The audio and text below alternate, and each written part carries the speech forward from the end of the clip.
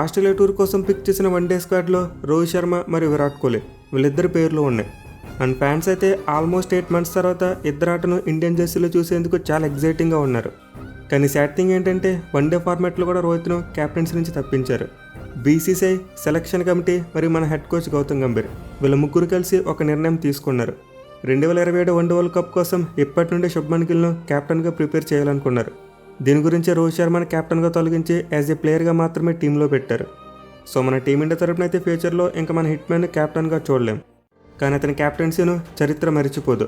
One day ఫార్మేట్లో 75 win percentage, T20 ఫార్మేట్లో 79 win percentage, ICC టోర్నమెంట్స్లో WTC final, one day world cup final, T20 world cup final, champions trophy final ఇలా 4 major ICC ఫైనల్స్కు తన టీంని తీసుకెళ్లిన ఏకైక కెప్టెన్ మన హిట్ మ్యాన్ రోహిత్ శర్మ.